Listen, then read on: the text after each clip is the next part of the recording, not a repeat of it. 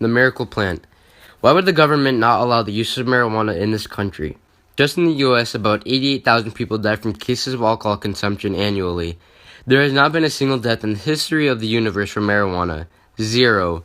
I believe that legalizing marijuana will be safer and for the greater good of our society. Scientific reports publish research showing that alcohol is 114 times more dangerous than marijuana. So why does the government have this as a Schedule 1 drug? A Schedule 1 drug is considered one of the top classes of dangerous substances, and alcohol is not on there. Then yet again, studies show about 88,000 people die each year in the U.S. from alcohol consumption. When you compare the numbers 88,000 to 0, even a first grader can tell the difference between the two numbers. Why can't the government? A study by Gallup shows that 58% of American citizens support the fact that cannabis should be legal for recreational purposes only. Our government needs to listen to the facts about how cannabis, the scientific name for the plant, is significantly safer than alcohol. Legalizing cannabis can do a lot of things for this country. As many of you may know, Colorado legalized recreational marijuana in 2014. The tax revenue from recreational marijuana sales recently passed the revenue from alcohol sales in Colorado. Imagine if we did this in all 50 states. Not only would we get an amazing amount of tax revenue from this, but if people switch from alcohol to cannabis, it will save lives. This money can go towards things for the better of this country, such as schools, teachers, salaries, streets, cities, and most importantly, the police force can now go after real criminals and not the one who want to eat food with a little bit of weed. Other than marijuana being used for psychoactive effects, marijuana can be used for many other things. Hemp, which is a term they use for industrial use of large amounts of cannabis. It was banned in 1937 because it was a threat to other companies. Hemp can be used to make many things such as paper, food, clothing, housing, fiber, fuel, and it even uses half the amount of water that cotton requires to grow.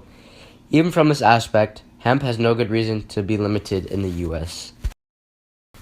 It has been very difficult for marijuana to become legal in the United States for many reasons. One being competition. Alcohol companies along with pharmaceutical companies will fund many anti-pot campaigns. For many years now, these campaigns have confused the public on their false claims about marijuana killing brain cells or causing lung cancer. Yet to this day, scientists haven't been able to find a single case of either brain damage or lung cancer.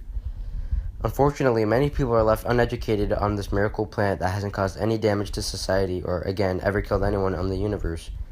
These innocent citizens were also lied to by former President Nixon, who declared this war on drugs, him also being the one who created the scheduling of drugs, with cannabis being at the top of the list.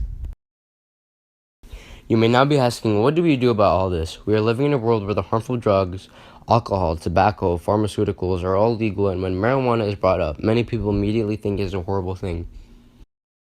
It's disgusting we've been living this way so long, and even more disgusting that we're being lied to by our government.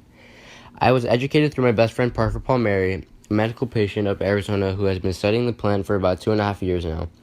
As he educated me, it made me realize we need to educate each other about cannabis and its many benefits. The myths about it have officially been disproven, and we need to stop living in the ignorance. I believe that cannabis, marijuana, weed, or whatever you decide to call it, is a significantly safer alternative to alcohol, tobacco, and pharmaceuticals, in which are all legal.